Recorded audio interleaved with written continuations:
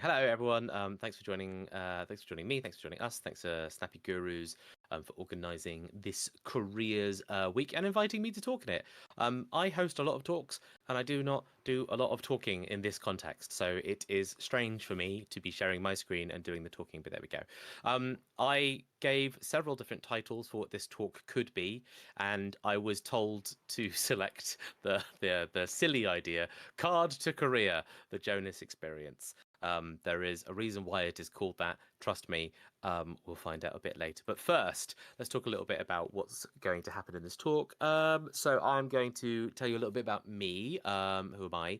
And why? Just yeah. Who is Jonas? And then I'm gonna go back in time, and we're gonna sort of talk a little bit about my origin story, just to give you like a sort of a really complete idea of what took me up to the point where I started to sort of seriously consider a career in games, and then start to talk about like some key moments in my path into the games career, sort of games industry, and things that I think that helped, and then also just talking a little bit about things that I noticed where I was like planting seeds or getting my foots in certain doors. And then I'm going to talk about two different organizations that I am the community manager of, Into Games and Limit Break. I'm going to sort of talk a little bit about what they both are, and then interestingly, like what their differences are and what that means for me as a community manager and what I do. And then I sort of want to end with these like really big sort of, I don't know, little diagrams, spider webs, lots of words of sort of what kind of work I'm doing every single day, my sort of everyday tasks, and talking a little bit about what I would like to achieve or what my goals are for the two communities that I support. And then I haven't written it down, but there'll be a little wrap up, and then I'm happy to like do a chill Q&A or something after that. So stay tuned. So firstly, who is Jonas? That's me. That's me there when my hair was less heavy. I am the community and events lead for Into Games. I believe that is my official title, as the document states, community and events lead. And for Limit Break, I am the community manager. That is what it says on the paperwork. But interestingly, what it doesn't say on the paperwork is I'm also the events team leader. There is an events team made up of volunteers, and I do stuff with that. I am a very loud and just honest lover of anime and video games and this way too hot coffee and food and trips to Japan, for example. Some highlights, as people are talking about in chat, are JoJo's Bizarre Adventure in Final Fantasy 14. Someone asks me, what about Final Fantasy 7? I have never completed the originals, and I am still working my way slowly through Final Fantasy 7 Rebirth. And finally, I do a lot of other stuff that is not the things that I just said. Like, you can pay me to do some voice acting, or I stand on lots of stages and host things at festivals and events. I do lots of kind of weird acting, like not traditional acting whatsoever, but people do ask me to play characters in physical spaces. I'm also a paid dungeon master, and yeah, you can pay me to do a lot of different things. That's probably a whole different talk in and of itself. But hey ho, let's go. So my origin story. Where did we start? Well, we started in 1992, when I was born, and I can tell you that from somewhere between 1992 and 2010, I have achieved nothing. There are no achievements. There's nothing to highlight or talk about there. So we're just gonna skip that part. 2010, I became a 18-year-old, aka a fake adult. It was around that time that I took a gap year, and what that means was I barely got into university and just deferred my entry for a year. And where most people do a gap year and they do some like soul searching in like another country, or they go and have like a life changing, I don't know, experience in like the Himalayas or something. No, I worked nonstop. I moved into a flat, a 3-bedroom flat in Maidenhead. And I could barely afford the rent of £400. It was only £400 a month. It's quite cheap, but I'm not someone who has money ever. But despite that, I worked lots of different part-time jobs. I worked at Weatherspoons for a bit. I worked at Blockbuster for pretty much the whole year. I consider Blockbuster to be like a sub-religion of mine. I worked at Costa making coffee. I put up marquees in the summer. I had 3 jobs at once, to be clear, at this point. And at one point I became like a pot wash person at a restaurant called Noodle Bar, and then I became a waiter there as well. And then it was in 2011 that I became a student. I'm sure we all know what that means. I went to Oxford Brookes University. I studied human biology and nutrition. It's so obvious from the person that I am and all the things that I currently do at work that I studied human biology and nutrition. But I mostly did that because I'm a type 1 diabetic, and I thought it would be cool to know more about my body and food. I kept working at Blockbuster, and then Blockbuster went. I don't know if you know this. Blockbuster's not around anymore, and I went down with that goddamn ship. So I became a team leader at the co-op. I worked at an Odeon. I worked at a board game cafe called Thirsty Meeples. I became an events person for Soho Farmhouse. And then that was all while I was still a student, by the way, all of those things. And then I went on in sort of 2015 to 2023. We call this Fake Adult to Electric Boogaloo. I did a lot of different things. I did a lot of different things, but this is where we start to really get into the bones of like what brought me into the games industry. So I kept working in hospitality for a bit. I worked for a Cotswolds hotel that had a Michelin star restaurant. I worked for an Oxford hotel that was just crap. I was a night manager there though, so that was interesting. Then I worked for the University of Oxford. That's what UOO stands for, University of Oxford Job 1. I was an events and conferences manager for an entire department, booking in lots of rooms and things like that, and making sure people got food and events happening. Then I applied and became the assistant producer for the Oxford Imps. This was not a job, it was a voluntary thing, but what that meant was I started producing improv shows. I think that's quite relevant later on, especially. I kept working for the University of Oxford. I became an IT support officer. Here's a actual, real, professional photo of me pretending to do my job. I started voice acting. I started being an actor for immersive theatrical escape rooms that took place over 16 hours overnight in central London. It's called Midnight Madness. It's partially run by an organization called Sharky and George in collaboration with Goldman Sachs, which basically meant from like 6 p.m. till 8 a.m. in the morning, I was like reading out riddles to some of the world's most wealthiest and like successful bankers for fun, and I got paid for it. It was a silly job. I then in lockdown started doing almost the exact same thing, reading out riddles to financial people and bankers, which I call quizziting, but that was online. Again, I think this is all relevant, which is why I'm rambling about it. University of Oxford gave me another job, the Mad Lads. And then I signed up for Limit Break, and I became a mentee in Limit Break in 2022.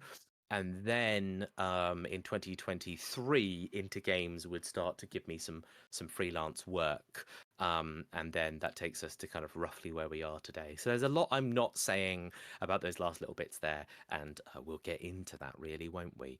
So I thought I'd talk a little bit about some key moments in what kind of got me from where I have been and where I was, especially the University of Oxford job, to where I am now with these sort of two key responsibilities. And so, firstly, I think a really key moment in my career path was becoming an assistant producer to the Oxford Imps.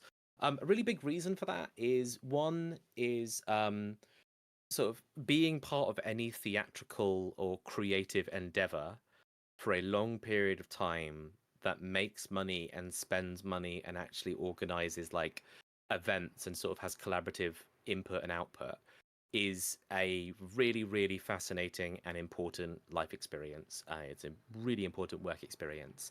By being the assistant producer for the Oxford Imps, just context, Oxford Imps, improv comedy in Oxford, normally has about 20 performers in it at any given time, but people leave and then we audition and we bring in new people. So it's a rotating cast, I suppose. Has been around for 20 years, performs at the Edinburgh Fringe every single year. Is probably always like as a company makes money and then spends that money. Going to the Edinburgh Fringe, for example, I think you have to spend upwards of something like £15,000, and so the company always has to have that money in its back pocket, and then you never make that money back at the Edinburgh Fringe. You always lose. You always sort of make a loss of about 3,000 to sort of maybe 5,000, 8,000 pounds at the at the Edinburgh Fringe. You just take that on the head. But just I say that to be like, it's not just a student society.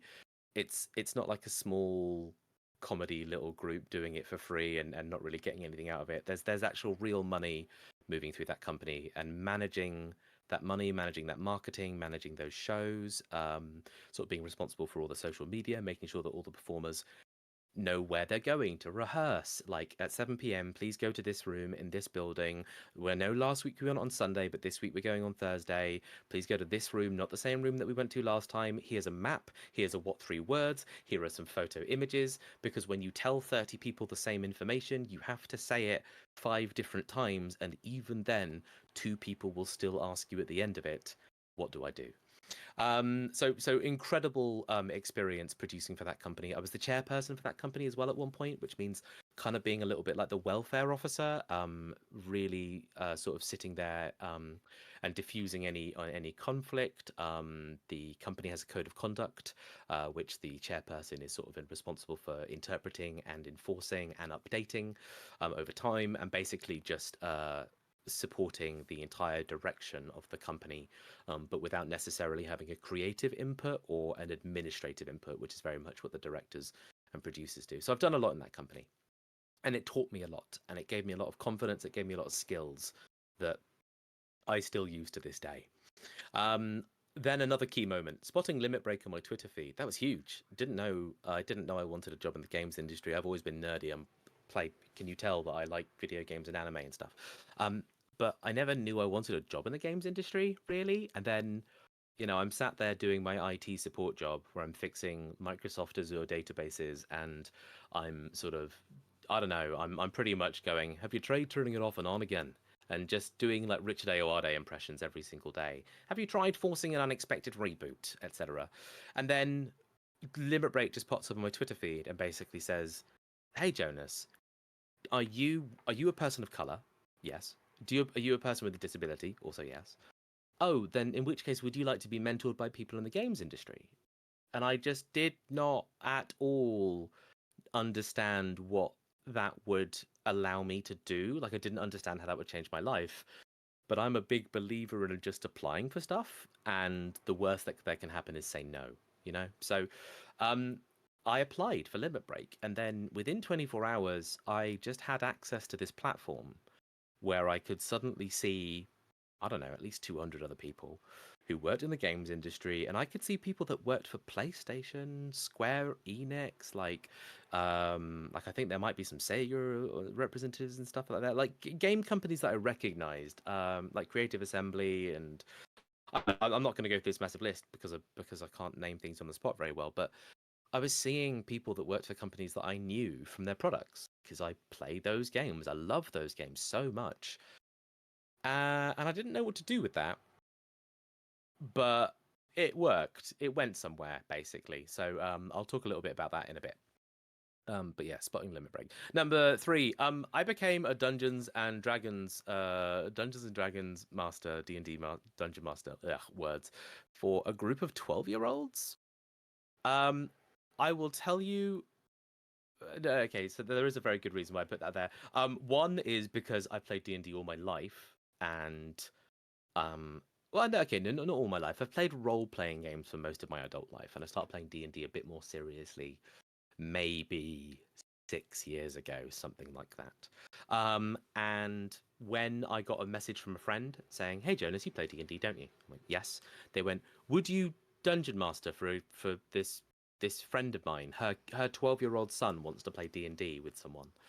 I had never DM'd before. I am not a DM. As in, like, at that point, I was like not really confident about it. I wasn't really sure how to do it. And even now, I do still prefer to be a player, by the way. But I now have a lot of experience DMing. But I basically kind of went for a fake it till you make it style of just saying, yes, I play Dungeons and Dragons and I can totally DM. Rocking up at this very wealthy house in somewhere in Oxford. And then just going with the flow, just running a session. So I wrote my own world. I wrote my own characters. I came up with all the kind of stakes and what was going to happen in the game. And I had a group of 5 12-year-old boys all in front of me, all looking at me expectantly to be like, "All right, Jonas, give us an adventure." And we still play. We've been playing for over 2 years. Maybe 3 years now. I actually can't keep count. And we are in like part 2 of their campaign. They all died recently because they exploded a fireball and then fought a dragon that was too strong for them. Classic. But yeah, being a dungeon master for these 12-year-old kids is a key moment in my career. Because number 4, when I went to WASD in 2023, it's my first ever WASD. The reason I went was because Inter Games on their Discord server, I don't remember when I joined that server, by the way, complete blank in my memory. I got tagged in a message or an announcement from Susie Bauer, who used to work for Inter Games, asking for volunteers to come work at WASD. So I said yes, why not? There are very good reasons why not. One, I don't live in London, and two, I'd have to take annual leave to attend WASD, but I did it anyway. I volunteered at WASD. I took the annual leave from my job because the good thing about working for a university is you get a lot of annual leave. And I gave my business card, this business card, to Declan, the CEO of Into Games. And I want to point out one particular thing on my card. So on my card, I tell people that I'm a producer, or it's an old card now. I don't really use this card, but I wanted to become a producer. So I told people that I'm a producer. And it's true, with the Oxford Imps, I absolutely am a producer, and I have the mindset of a producer. But I wanted to work in games as a producer, so I put that right there. I'm an entertainer. That's just true. Look at me. I was an IT professional, and I put that there because, I still am quite technical. I still do live in a very technical world and solve lots of technical problems. But I also put on the back that I'm a podcaster, a voice talent, a dungeon master, a gaming enthusiast, and a streamer. And it was this one, Dungeon Master, that worked essentially at this point. I gave my card to Declan, and Declan says, "Oh, you're a dungeon master. Can I hire you to run a one shot for my team?"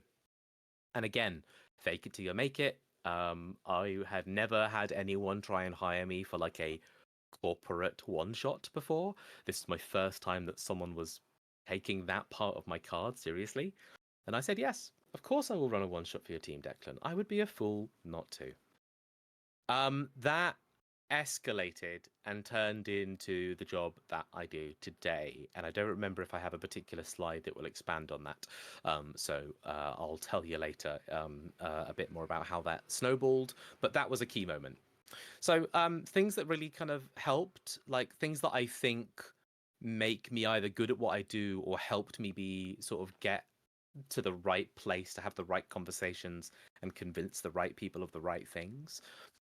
One is that I just have a lot of customer service experience. That's not something you can give yourself for free. Like, you can't just sit there and be like, oh, wow, Jonas said I got to learn customer service. I'll just figure that out right now using this YouTube tutorial.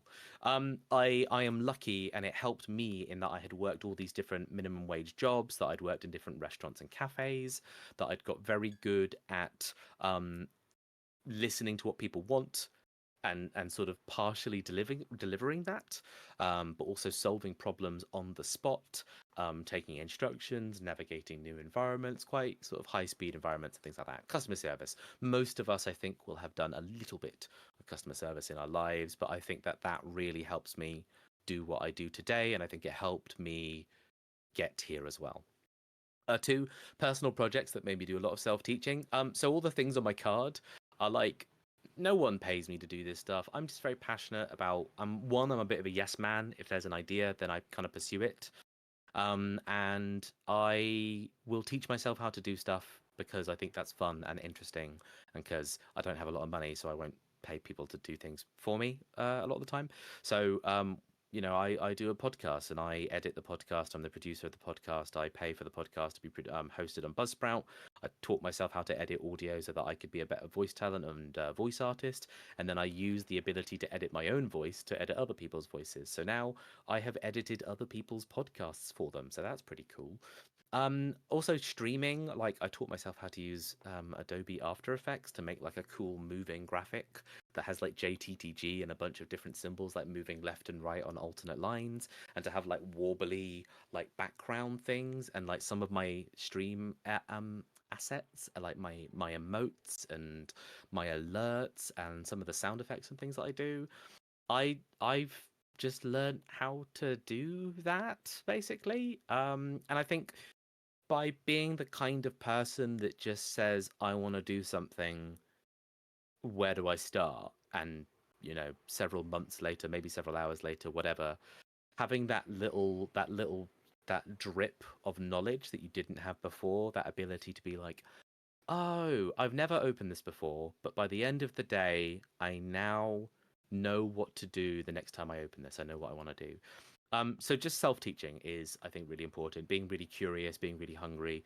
Um, I totally respect that that requires a lot of free time, a lot of free energy. I don't have that anymore, but I did 5 years ago. I had loads of that, and so I taught myself how to do a lot of things. Doing one game jam helped a lot. I think that gave me a lot of validity. It gave me a lot of confidence that I didn't have before. So this is screenshot of the game I made. It's called you can pronounce it in two ways. You can either call it Gamer Gnome or you can call it Gamer Gnome because there is a silent or audible N in both words.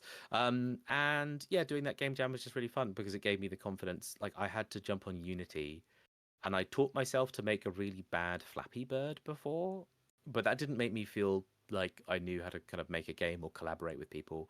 Whereas this, I've got two friends together, so there are three of us, Billy, Jonas, and Kasha, BJK, and we sat down and learned how to make a game together, having never worked in Unity before, having never made a game before, and we love what we made. Are we missing a slide? What do you mean? I don't know if you can't see something, Nathan, and I'm really sorry if you can't see something. But it looks like it is coming up for me.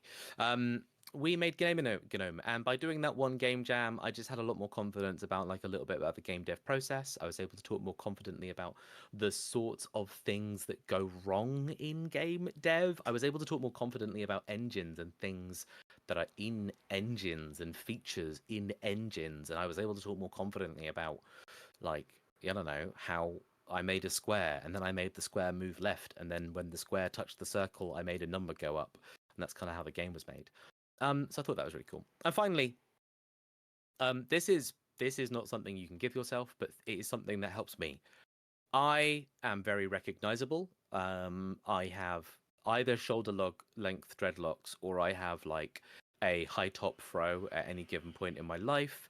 I have, I don't know, thick framed glasses. I am mixed race. I am 6'2". I wear loud shirts. I wear anime merch. I recognize that there are lots of decisions that I make in my daily life, but also there are lots of just things that are about my character that make me recognizable. People remember me a lot of the time. And I'm comfortable talking to people. And that is, again, just something that is straight up like, I am lucky to have that. It really helps me. It really definitely helps where I am in the games industry and what I do. And if you don't have those things, I don't necessarily have an answer for you, but I do want to acknowledge that these help me, and I wouldn't be where I am today if these weren't in my corner doing a lot of work. So I want to talk a little bit about all those things I mentioned before. Those didn't instantly become jobs. It's not that simple. I sort of had to do one really big thing was I sort of started. I call this planting the seeds. Planting the seeds.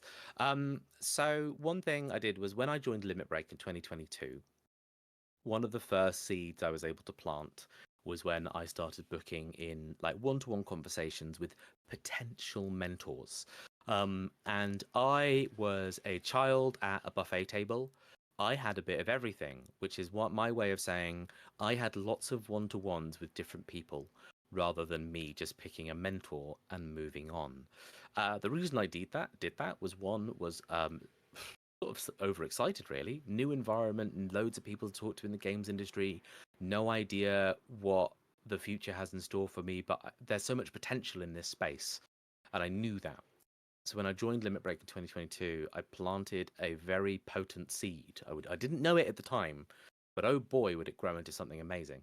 One of the first people I spoke to was a gentleman named Dan Thomas. Dan Thomas at the time, I believe, worked for Edge Play, and he was sort of I believe he was a sort of a lead producer, director, sort of had a senior position with Edge Play. And Dan Thomas is very, you'll see him around the games industry a lot at the moment. He does a lot of different work. He works with a lot of different organizations. He's very knowledgeable, and he's just an all around terrific and very sort of giving guy. I had one of my first conversations with him in 2022, and he sat down with me. We sat down actually maybe 2 hours before the Limit Break opening ceremony in the cafe that's attached to the BFI building or whatever it's called. And he helped me understand that the job that I didn't know I wanted in the games industry was producer. Like, he helped me understand that I like solving other people's problems. I like organizing other people when they can't organize themselves. I like using my communication skills more than anything else. I like being in the center. I like having too much knowledge. I like having access to the big picture. And I like then having conversations where we get to zoom in and talk about the small picture. I love that stuff. So that organizational sort of supportive stuff. And he helped me understand that that's what a producer is in the games industry. He also remembered me. And I think that's really important. And that sort of brings me to point two. By attending lots of industry events, not only did I plant seeds in like lots of different people, that's a weird sentence. I'm sorry about that. But what I mean is I met lots of different people, and that kind of gave them an idea of who I am and what I wanted, and kind of by telling my story and by just being recognizable, of being comfortable talking to people, and by utilizing a lot of the things I'd mentioned before, by going to all these industry events, I was, unknowingly sort of planting these seeds of who is Jonas, what can he do, what does he want to achieve in the games industry, and more importantly, I was meeting people again that I'd met before. So I'd go to an event and I'd see someone that I'd met from Limit Break, and we might have had a digital call, or we might have met at the opening ceremony, and I'd like rekindle that friendship, or I'd strengthen that relationship just that little bit more. Hence, kind of really kind of that's, watering the seeds, sowing the seeds, whatever the plant people say these days. I joined loads of communities and Discord servers. By joining loads of Discord servers, I became more aware of events and opportunities that wouldn't have been available to me otherwise, like volunteering at WASD. It told me about Develop, like I didn't know about Develop Brighton until Limit Break was talking about Brighton Develop. And I just didn't know a lot about all these different organizations and people and what they're doing and what courses are available until I joined different communities and different Discord servers, and I got to be a fly on the wall for all these different conversations that I could then pick and choose which of those I wanted to follow up on and which of those I want to kind of act on. And then finally, just being a bit of a yes man, being invited to something, hell yeah, I'll go. They need volunteers at this event. Yep, I'll book annual leave and I will pay the £70 train and I will go there. This is luckily like when at the peak of my University of Oxford career, like I could afford to do these things, and I had the sort of the annual leave and space to do these things. So I, for 2 years, I kind of made it a priority to engage with this interest in this part of the industry. And then so my foot's in the door. So I mentioned it earlier, but I did that D&D one shot for Into Games, and what that turned into is they then asked me to become a coordinator for their sprint courses. I won't tell you all about the sprint courses. That's I'm not being paid to do that. It's a different job. But I became a coordinator for the courses that they run. And then that kind of kept giving them more confidence in who I was and what I could do for them. And then eventually, no one was there was a point when no one was owning the Discord at all. And it was a bit of a graveyard. There were no activities. There were no conversations. There was not really a good reason to spend time in the Into Games Discord. So they asked me to basically become a freelance community manager. And when they did that, they had a plan in place, which was, Jonas, you're going on holiday soon, so we won't give you a full-time job now. But what we'll do is we'll ask you to do a couple of hours a week. Just invoice us. We'll just pay you a little bit. Just go into the Discord, just start some conversations, just restructure it. Just make it nice. And then in February, at the beginning of February this year, that's when I became a full-time community manager and the events lead for Into Games. And something really weird happened as well, which was like sometime in early January or maybe December, Dan Thomas sends me an email CCing the founder and one of the leaders of Limit Break, Anissa Sanusian, and they ask me to be their community manager. That is one of my seeds flourishing into a great big tree of paid opportunity. So I have these two jobs now all of a sudden, and it is weird because I want to be clear about something. I didn't apply for either of these jobs. I didn't hand in a CV. All the time that I've been doing Limit Break and that I've been part of the Intergames community, all these 2 years, 2022 to early 2024, I had applied for over 50 jobs as associate producers, community manager, social media officer, marketing officer, junior this, junior that, entry level this, entry level that, and rejected every single time. I had two good interviews in those 2 years. One was with Zaum for a technical producer role that would have been way above what I thought I was capable of. I didn't get the role, quite rightly. And the other one was for, I think, Medium Molecule as well, in a similar thing, sort of being like an associate technical producer. And again, I just didn't get the role because I didn't have enough experience with game engines. You know, like, and I hadn't spent enough time with them. You know, even that little bit of game jamming it just wasn't enough for me to support a team of people that build engines and make their own tools in house. So much rejection, and yet a conversation from 2 years ago became a job, and me putting Dungeon Master on my business card became a job. So from card to career. Here we are at Intergames and at Limit Break.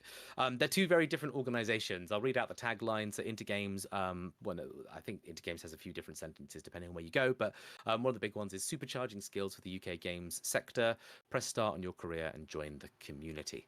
And the other one is the Limit Break Mentorship, the largest mentorship program for underrepresented people working in the UK games industry.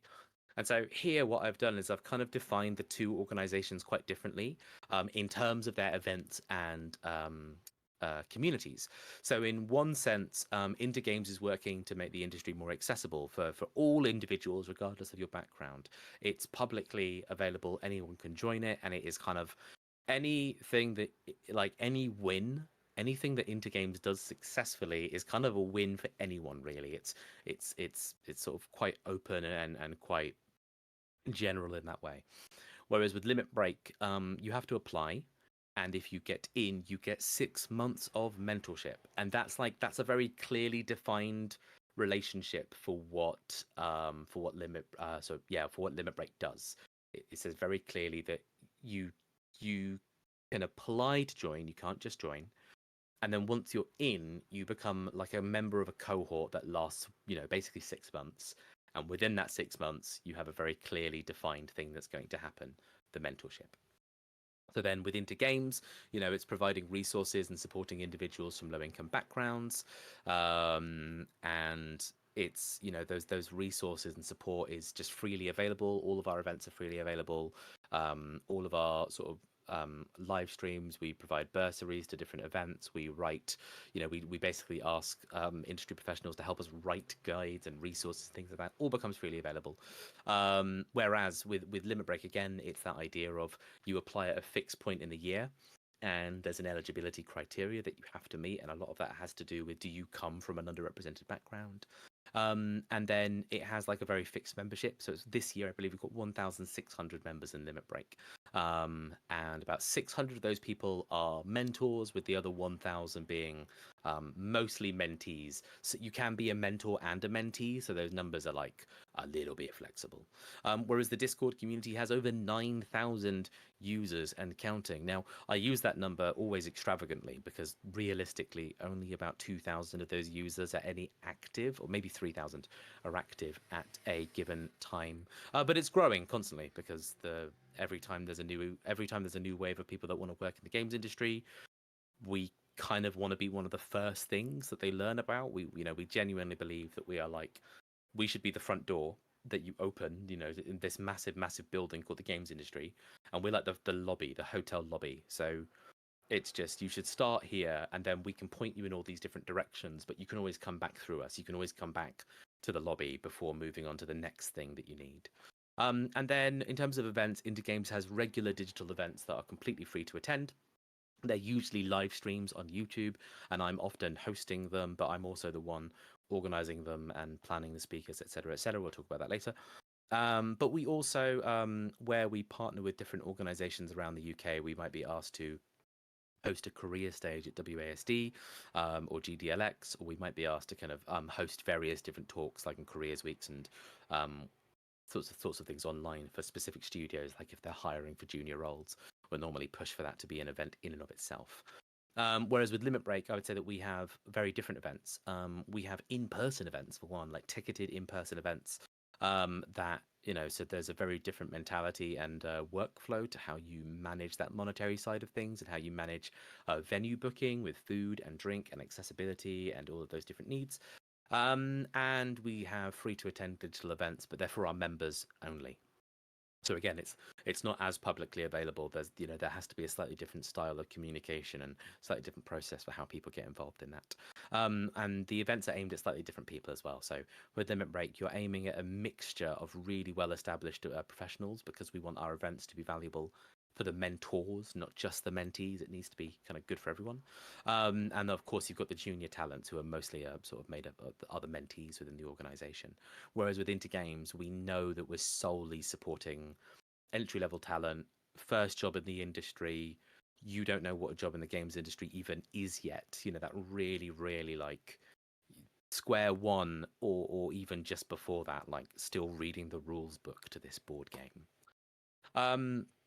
And so just a little bit more, sort of more on the differences between them. So with Intergames, we've got a live stream almost every single week that covers a different discipline.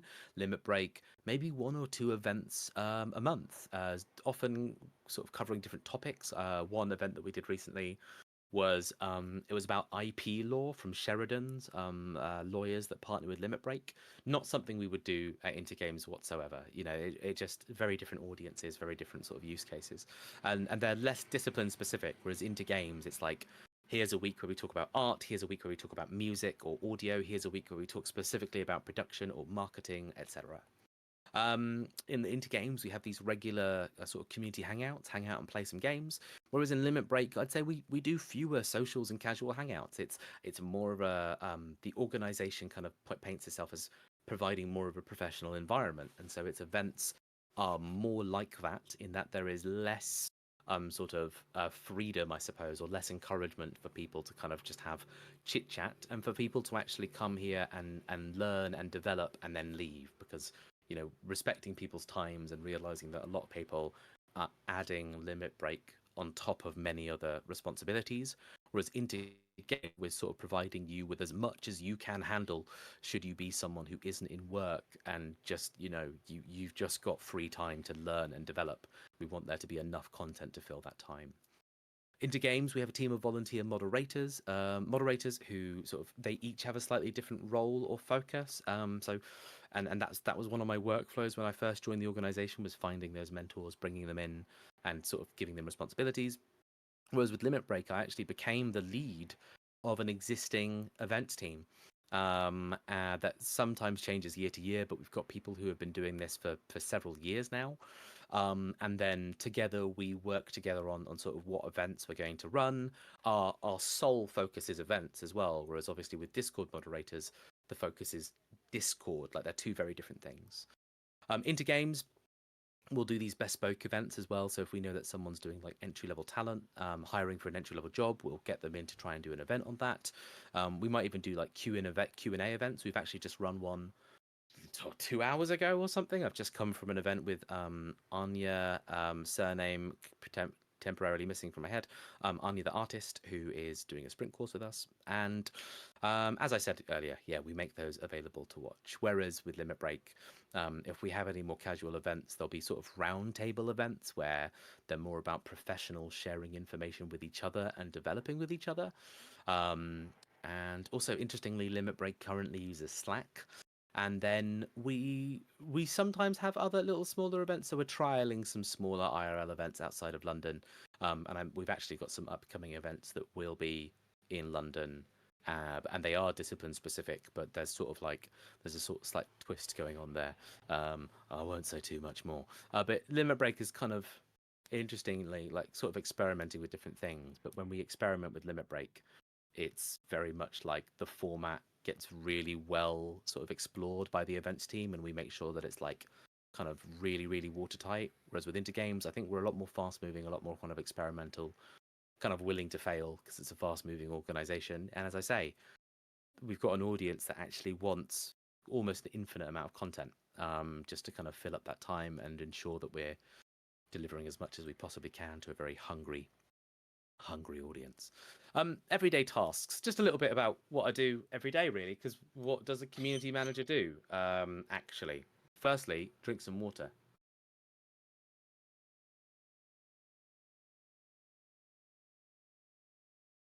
So I did a workshop recently with Into Games, and it made me put down on a little sticky note all the different things that I do, and I had to use a verb at the beginning of every single word. So it had to be that I'm making, reading, writing, researching, whatever.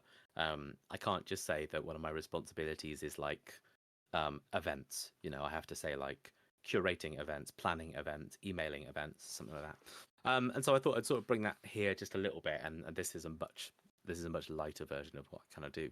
But just to show you that it's a little bit widespread, and these are things that I literally do every day. So these aren't even these kind of tasks and responsibilities. They're not related to a specific event or a once in a year or once in a quarter sort of responsibility. This is just Monday, Tuesday, Wednesday, Thursday, Friday for me. Constantly making promo images for the on Canva. So I've suddenly had to become a very good graphic designer, and very good is with an asterisk because I don't have a lot of confidence in my graphic design whatsoever. But suddenly having to live in Canva and spend so much time making visual assets for different ideas, different events, making like a logo for the Discord, making a logo for the YouTube, then making a banner for the YouTube, then making a banner for the Discord, then making an image that will go on the Luma page, but making an image that's 16 by 9 that can go on the LinkedIn, but making an image that's slightly different because it's going to get, sort of shown to a slightly different community, etc., etc., etc. Living in Canva to make things. Every event needs a Luma page. We've got to get people signed up. We need to know who's coming. We want to be able to contact those people after the event's done, asking them to take part in, follow up by joining our Discord, follow up by signing up to this course, follow up by knowing this, doing this, etc., and turning it into a conversation, not just a one-sided, like not just an event that just fizzles into nothing and people leave and there's no real conversation or sense of connection or sense of like narrative with those events. Writing event descriptions, like it's not just enough to be like Tuesday 5 p.m. Jonas talk. You have to write these like kind of stupidly verbose but really comprehensive like okay, so this event's going to be about this, and this is the person, and this is a little bit about who the person is in case you need more buy-in. And then this is the subject of the talk. It's going to teach you this. This is who should come listen to this talk. It would be good for you if you follow one of the following criteria. Bullet point, bullet point, bullet point. By the way, after this talk, don't forget to join our Discord. Here's a link to our Discord. Is this your first time hearing of our organization? Find out more at this website. By the way, don't forget that you can find out more of our events here, here, here, here, here. And just like at a certain point, yes, you can write templates for these, but also when you work for these fast moving organizations that come up with different event formats and different individuals and different speakers and different, whatever learning objectives like every month. Yeah, you sit there and you do write a huge amount of copy and notes and whatever, and that in it becomes a job in and of itself, and yeah, etc. Basically, and you realize quickly that you can't cover everything because you need to find the fine line between you know writing too much and giving people the information they actually need to engage with this thing, but also giving people the information they need to want to engage with this thing. A lot of community management is convincing people that they want to do something that they do want to do. It's just, do they want to spend the time doing it? Like, it's convincing someone not just that they want to join this event, but that they want to join this event at 12 o'clock tomorrow, which is when they were thinking of going and getting a sandwich from their favorite deli. It's that sort of thing. Aligning details. Oh, Lord. This is a big one that comes from all the production stuff that I've done before, as well as working in hospitality and hotels and dealing with guest booking systems and things like that. Aligning details. You're going into a Google spreadsheet and you're writing something in a single row, and then you're putting that thing into a Notion page or an Asana. And in that Asana or Notion page, you need to tie it to 3 or 4 different elements so that the rest of your organization knows what's going on, and give them tags, for God's sake, so that people can quickly identify what those things are using filters and searches. Don't forget to mark it when it's done, But what does done even mean anymore? Who knows? Did you write an email? Did you put a right link in the email? Does the email that you just sent actually match up with all the information that you put in the other places. What about your Luma page? Did that description actually send the user to the right place for the right event? Because this event's an art event, Jonas. So don't send people to the sprint course that's for audio, you for the fifth time, you dumbo. And your calendars. I live by a Google Calendar, and if it isn't right in my Google Calendar, it doesn't exist. And so just making sure that everything's aligned in every single way is truly a blessed nightmare. It's part of the job. It's what you do. It's what you spend lots of time doing. You don't think that aligning details needs to be an active job. Sometimes you just hope that it's passive and that it will just happen because you're good at remembering stuff. No, I spend time aligning details. I spend time with 4 different windows open, half, half, half, half over 2 different monitors, and just making sure that stuff matches up. I email all of our guest speakers and events, and often it's like, hello, please volunteer 1 hour to do this thing. I know you make a lot of money sometimes when you go talk to conferences, or I know you're busy working on the biggest project of your life right now, but also, wouldn't you like to tell some people about how they could do your job eventually? And the answer is they do very much want to do that, but are they willing to trade it off for something else in their life? Are they willing to give you a Wednesday evening when they've just talked about how badly burnout affects people in the industry? Like, do you really want to ask them to do a talk on a weekend or an evening or a lunchtime? That's kind of ever present in every conversation that I have as a community manager. I host a lot. This is very much a Jonas exclusive. Like, I love hosting. I'm an events host. I do events hosting. Even if I wasn't a community manager, I'd be hosting events. But it's something that I certainly do, not necessarily every day, but every week, 100%. And that normally means sort of being on the other side of events like this, where it's normally saying, hi, everyone, welcome to the talk. This is the speaker, making the speaker feel very comfortable, making sure that the audience understands expectations and knowing like what's about to happen, and understanding that there's a system for asking questions or following up or what to do next, etc. Love hosting events. I do a lot of it. Getting feedback from the community. That's a weird one as well, because it's like, hi guys, I used to be a member of this community, so you can be candid with me. Do you hate that I pinged you on Thursday about a game jam? And just trying to get people to like tell me what they want out of the community and what they need out of the community, because I can bring a lot of my own ideas, but at the end of the day, I kind of don't want to do my own ideas. I want to do the things that the community wants me to do. I want at the end of the day for people to go, holy heck, Jonas, that was an amazing event. Thank you for planning that. That's the event that I wanted to hear about, rather than, hey, Jonas, I notice you did the 7th event this week focusing on Final Fantasy 14. Just wondering if we could maybe change it up a bit. So understanding what your community wants is very, very important. I like writing fun and informative LinkedIn posts, but it's also kind of my job because I'm constantly trying to sort of get positive sentiment from people who and get buy-in and support from people. We're both organizations are non-profit. Both organizations are constantly require funding from outside individuals and donations and fundraising and partners, and we often need people to volunteer their time or efforts to make what we do successful. And so I do a lot of silly writing on LinkedIn to kind of break through, one, the monotony of a business platform, but two, to kind of stand out and get people to like positively buy into the things that I'm putting efforts into. Engaging with the Discord community, that's a pretty obvious one, but even with the moderators, I still find that I take part in like 70% of the conversations in my Discord. And it's not just taking part in those conversations, but it's also often giving people prompts to start conversations themselves.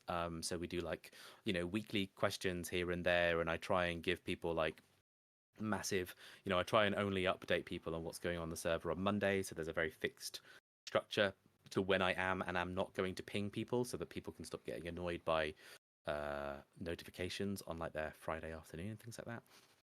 Contacting potential guests and speakers. So these are actually very similar, but I suppose this one, it's more about sourcing guests and speakers. If I don't have an event planned for like, I don't know, September, I have to figure out how to make one happen. And that means like researching people. It means finding people who have done talks before and asking if they'd be willing to bring it to our platform. It's about finding people who seem to like not be in a busy crunch period. It's about finding people who are very generous spirits as well, and sort of willing to give and not going to be busy at a conference, etc. And then starting a conversation and realizing that I'm the lowest priority thing in their mailbox when I ask them to do something for me. So just knowing that, like, if I ask someone, hey, listen, in 3 months, could you come and do a little talk about how you did the I don't know, the music design behind this video game that I love, and just needing to recognize that, like, oh boy, of all the things they need to answer in their mailbox today, I am not it, and I don't know how long. And if they don't get back to me, I need to have like 5 other, I don't know, pokes in the fire, whatever the phrase is, backups. Researching UK events. A lot of what we do in the community is just funneling information that people might not know about.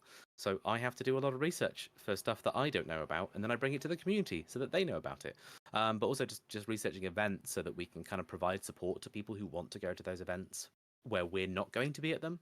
Gamescom's kind of happening this weekend, and while it's not really an Indie Games community thing, because I think if you've never worked in the games industry before, then Gamescom and DevCom aren't really the environment for you. They don't sort of have that entry level flair to them. But the same cannot be said for things like Develop Brighton and WASD, where people are going to those events looking for careers, looking for to build up their brand and their networks and things like that. And so just providing a lot of support to people who want to go to those events. Reading through the chats of other communities. It's partially true for this Discord. It's very true for Discords. Let me scroll down by list. Games Anglia Network, Code Coven, Pock in Play, GDL, Game Dev London, Out Making Games, Social Link, Playing Attention, the Game Dev Cafe, Limit Break Mentee Gang, which is just a private Discord that some Limit Break mentees made years ago. I have about 25 Discords that I am just constantly trying to make sure that I have at least seen, if not actually actively read and understood, nearly every single message being said in all of them. Just because someone is always like, you don't know what you don't know, and someone is always sharing information that's really important in these other communities. And again, it lets me do my job better because I get to bring it back to my community. And then just talking to moderators and volunteers, like just getting them on board, getting them to sort of help me do stuff, trying to understand how they feel happy and comfortable contributing to those communities, given that, you know, as a moderator and a volunteer, you are unpaid. And I have done a lot of paid and unpaid work in my time. I respect that people's time is worth money and that you should be paid for anything you do. So when people are volunteering, one of my really massive, like, I don't know, internal um, rules is just nothing is mandatory when you're a volunteer. I just don't believe in making volunteers do anything. I believe in sort of asking and checking in and asking that, you know, are you okay doing this? Do you enjoy doing this? Is this something that you want to support? Is this something you want to give to? But anything more than that, and I just think that that's not what a volunteer is really for. And then this is kind of my second to last slide, and I will speed through it because I realize the time, and there might not be time for Q&A, and I'm really sorry about that. But personal goals, so just things that I want for my community, things that I believe are really important to me, because I don't think like community managers are all the same.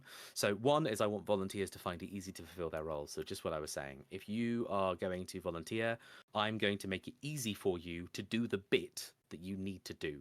If you're going to volunteer to talk, I'm going to build everything for you, and then you just need to click a link, and that's it. That's done. You're talking, and now you're delivering the content. I want my events to be fun, informative, unique, because that's the kind of, I don't know, that's important to me. I would go to a fun and informative, unique event. So I want to make sure that events are fun, informative, and unique. I want to make sure that community, if you're a member of a community, that it provides value to its members. There isn't a talk until 5 p.m. Okay, nice. I want to make sure that if you're part of a community, I'm in all these Discords. I am in so many Discords, and I mute 99% of them. Maybe 95 if I'm being generous. I mute almost all of them because they don't really provide value to me. I like being in some Discords because once every 3 months, I want to know if there's an event happening, or I want to be pinged about something very specific from a creator or a streamer or a merch or a brand or something. But honestly, Yeah, the communities that I don't mute or the communities that are allowed to give me notifications are because they provide something to me that I need and or want or have the patience to like sort of engage with. And I kind of want to make sure that Into Games does that as well. I don't want it to just be that you check it every day and you got nothing out of it. I'd like it to be that you check it sort of once a week and you get loads out of it. But like, sort of depending on what your specific focus is. Like if your focus is game jams, don't worry, like we update the game jams, like I'd say every other week on Friday evenings. And if you want events, there's events every week, and I try and tell everyone what the events are. Anyways, moving on. I try and create systems and processes that make it easy to contribute. So that kind of goes for volunteers, but it goes doubly for people that I work alongside, like my team. I try to make it really easy for people to plug themselves into the work that I do. I try to make it really easy for people to support the work that I do. Again, it goes back to making those visual assets that are easily shareable, making links that are really obvious in what their purpose is, writing copy that says, if you want this, do this. And just making it really, really simple for people to be like, oh, I can see what Jonas wants, and I don't have to spend 10 minutes doing it for him. He has made it easy for me to do the bit that he needs me to do. I'm going to drink some water.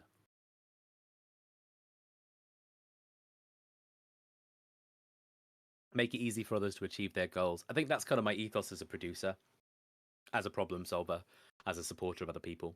I If you want something and you want to achieve something, um, I am the kind of person who I like to solve other people's problems for them. I'm very good at solving other people's problems, often better at that than solving my own. Um, and that's kind of just true with the community as well. So if someone says that they want to, I suppose the end goal is get a job, and I would like to. Where if anyone ever says that, we kind of need to break it down to like, okay, but what's stopping you from getting a job? Is it a portfolio? Is it you're not getting interviews? Is it that you don't have a good CV or cover letter? Is it that there are no opportunities? Because that's a bigger problem, But break it down and then try and make it easy for them to kind of get to the next step on that journey. Providing a platform for industry professionals to share their knowledge. So that's kind of what Intergames does.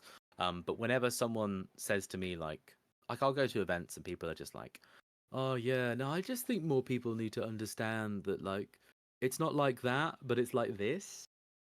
And instantly the response to that kind of conversation is like, well, would you like to say that?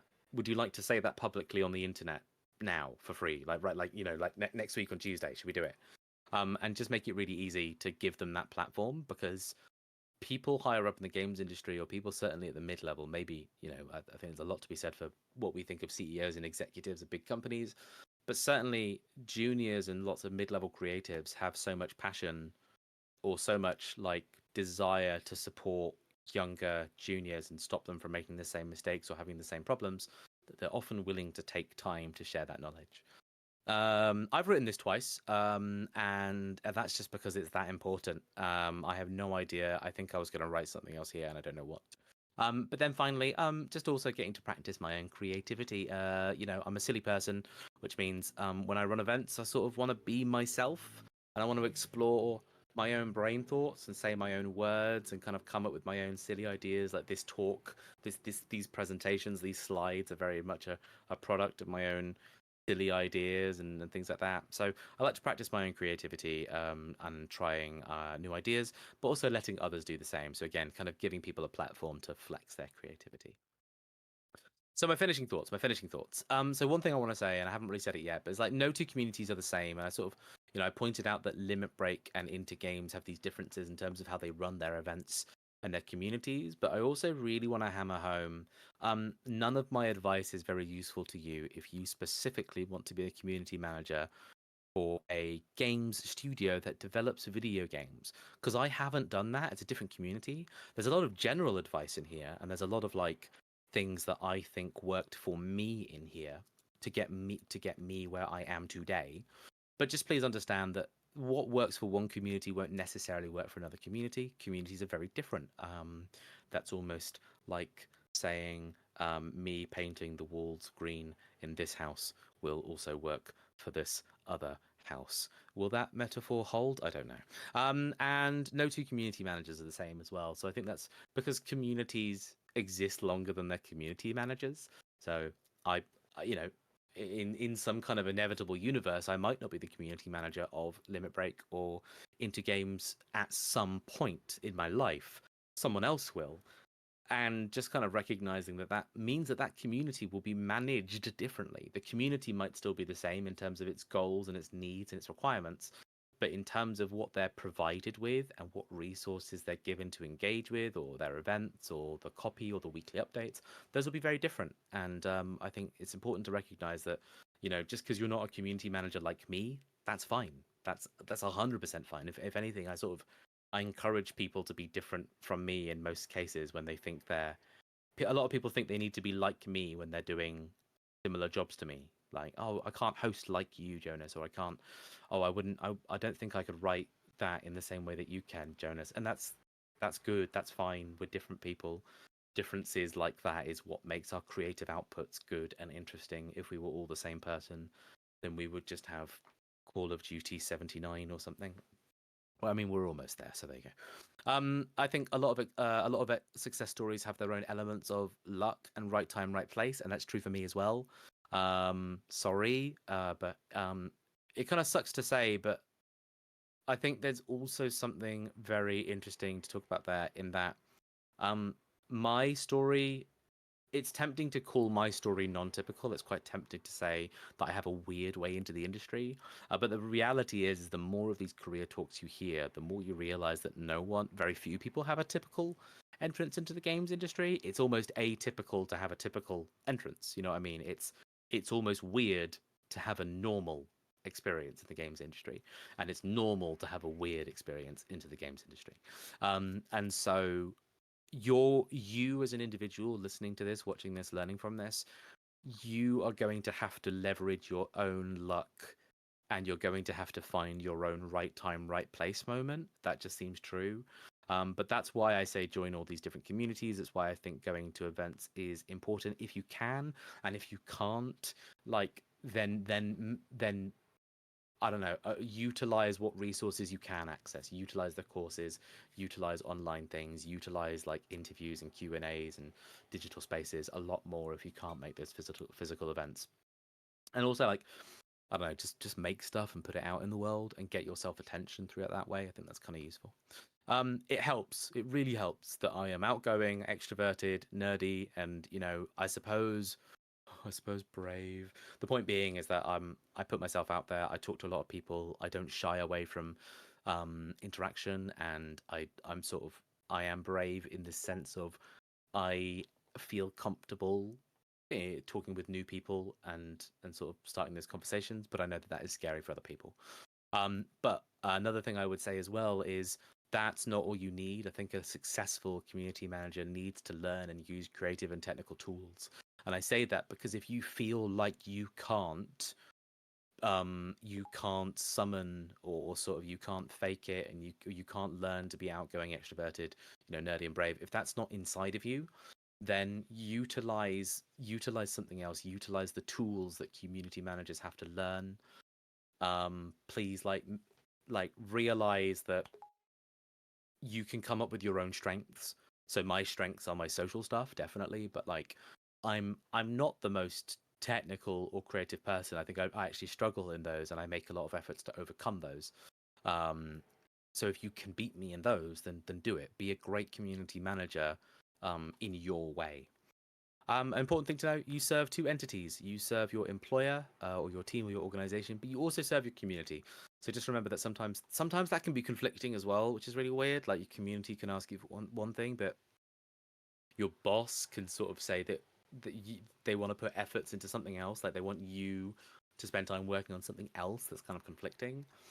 I don't have a right answer for you there. Everything's a conversation. Everything's different for different people. But just consider in that moment that if the community are telling you to do something, it's kind of your responsibility to tell your organization that that's what the community wants, and turn that into a conversation. As a community manager, I do lots of juggling and context switching. So just note that you might have to spend a lot of time like focusing on how you work, focusing on your own tools and things like that. Um, Being an active member of a community will earn you the credentials to take ownership of it. So just being a member of Indie Games and being a member of Limit Break made it easier for me to own those communities. I say own. Very, I don't own them, but to be their community managers, to sort of have the administrative rights and the responsibilities to look after them. So if you love something, become part of its community if you can. And then finally, just embrace the things you love and let people see you being passionate about something. I do it in my earlier slides. You all know that I'm a Final Fantasy 14 freak and a JoJo's Bizarre Adventure freak with my JoJo's Bizarre Adventure figurine over there and my Super Eye Patch Wolf figurine over here. And I'm wearing my Super Eye Patch Wolf t-shirt that came through the post yesterday. And I've got my Kirby figurine. Be unapologetically yourself and have fun. That's the last slide. Right, so I'm losing my throat a bit, so I am going to drink a bit of water, and I'm sorry that I have gone over time by 6 whole minutes. Everyone, that is many seconds that you'll never get back. But fingers crossed, it wasn't too excruciating or painful for people. Thank you, everyone, for your patience and stuff. I'm going to drink a lot of water and coffee while people type in the chat, and then people can tell me what I need to do next. Yeah, that was a lovely talk. Thank you very much, Jonas. Let's see if we've got any good questions coming back.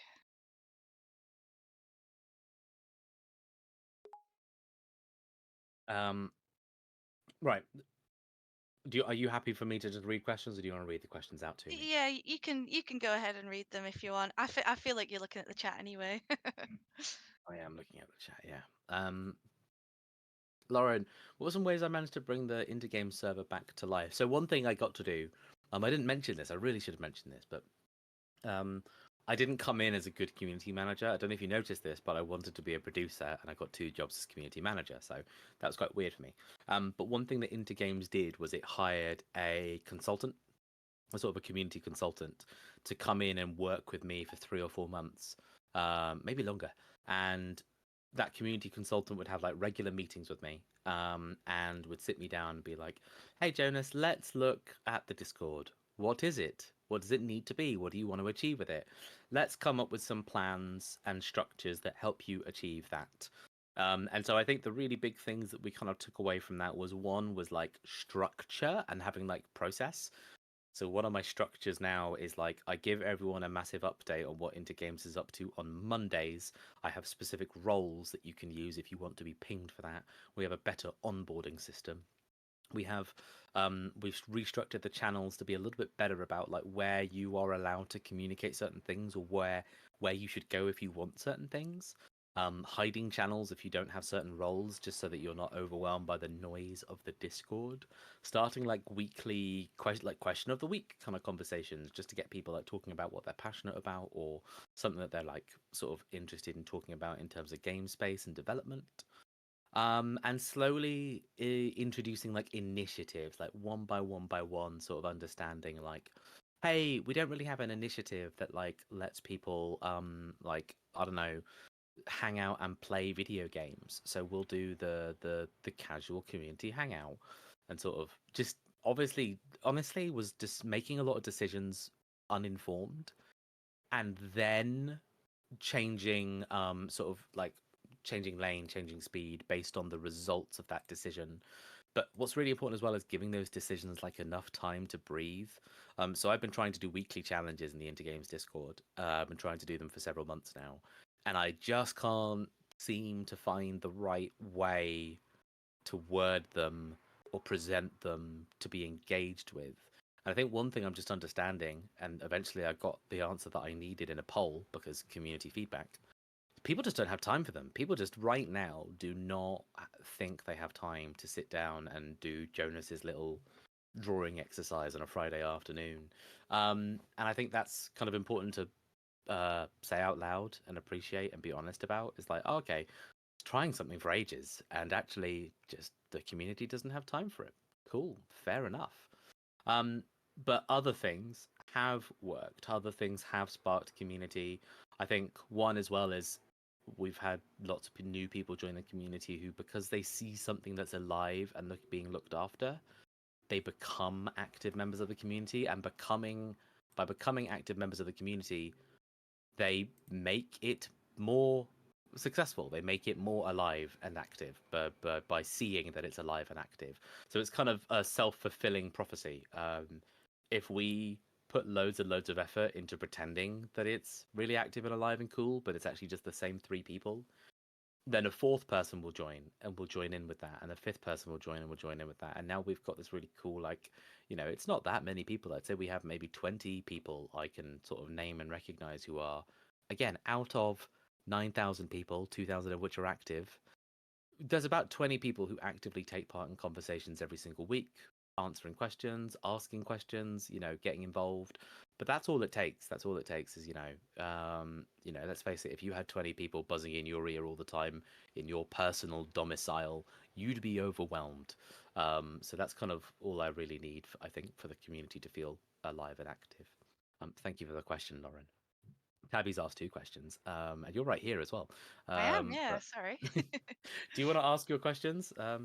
Yeah, so say if I wanted to find a lot of good Discord communities to join, where would I start looking for them? Like, is it something I find on LinkedIn, or do I Google them, or maybe like go on the Discord search engine thing that they've got on the website? Yeah, it's a weird one because they're not easy to find. By Yeah. like that, there's not necessarily one resource, but I'll tell you some things that I would do with everything I know. So if you deleted all of my bookmarks and you erased the memory of all the names of these communities in my head, and I had to go looking for them again, one of the first things I would do is I would go look for one of the top like careers voices, like entry level careers voices on LinkedIn. So I'd find someone who's a bit of a guru at giving games advice, and I'd look for one of the first. I'd look at every link they've ever posted on LinkedIn or every link they've ever tweeted or something, and I would trust that that person has probably at some point linked a community that I care about, at least one. If not, a spreadsheet with multiple of them, or a Notion page that has links to all of these communities. So I think it's about finding one vocal champion and trusting that that vocal champion is going to give you the rabbit hole that you need. Is I think a good way to do it. And if you want a less meta abstract answer, join the Intergames Discord and go to the channel IG Highlights, where our moderator Mo every single Wednesday, I say every single, most Wednesdays, does a community highlight where Mo has just gone through every community that they have ever used in their games career development, but also looking at communities that are quite adjacent to what we do or do similar things. And has posted about them there and given them a bit of a blurb and a bit of a highlight, a bit of a spotlight, because we are a community, and you might think it's counterproductive to send people to other communities, but that's not how communities work. You can have more than one, so it doesn't cost us anything to just be honest and helpful and generous with that information. So yeah, that's the answer to that question. Do you want to ask your second question? Yeah, thank you very much. So do you think where you are, like physically in the world, do you think where you are builds up opportunities? Like, for example, if you're in or around London, would you see more opportunities, or does it not matter because it can be quite an online remote job? Um, are there more opportunities in London? 100% yes. 100% yes. 100% yes. Capital of the country. All the big businesses are there. It's dense. It's connected. It's got the tube. It's got satellite cities like Leamington Spa, Guildford, Brighton, etc. Within an hour's commute of it. It's disgustingly popular and like good to be in London. I'm not. I'm near Oxford. I'm not even in Oxford. I'm in a village that makes me going to London have to have a 3 hour commute, and I don't love that. Um, so I do get disappointed when I see lots of things in London, and it's like, if it's a big thing, I spend the money and I take the time, and if it's not a big thing, I kind of just accept that I'm not going to interact with that thing. What that also kind of means, though, is I'm not going to go to that event which is a shame. I'm going to miss out on that opportunity. But for every opportunity that is in London, there's like 7 opportunities online at the moment. They might not be as valuable. They might not be the thing that you want. They might not be the thing that you need right now. But there's like, if there's 25 different Discord communities that I'm in, 2 or 3 of them are probably having an event, a meetup, a discussion, a showcase, like at any given time. I don't know. I think I'm maybe elaborating. I'm sort of maybe inflating it a bit too much. Like maybe it's not that active, but it is a sense of if I can't physically be in a place and I'm really really sort of guernsing to engage and learn and meet people and do something, I can find that online most of the time. Even if it's as small as a text conversation in a Discord where 3 people are just chatting about, have you heard about that new secret Steam Valve hero shooter game that's just come out? There's something valuable about being in the know and just taking part in that conversation and learning something and getting opinions from other people, because you'll be able to bring that back to your community, or you'll be able to use it to build a vocabulary that you might not have had before. So I would say, yeah, it's like the density in London is huge, and there are opportunities in London that you can't get anywhere else, and they are different and they are unique, especially for jobs. But there are also there's more on the internet than there is in London. Like that's, if you were giving me the scales of justice between London and the entirety of the humanities internet, I'd pick humanities internet every single time. Awesome. That's my answer. Perfect answer. Thank you very much. I think we're going to have to head it off here anyways because we've got the next things to get all prepped for. Thank you very much, Jonas, though. It was a great talk and it was nice to see your journey.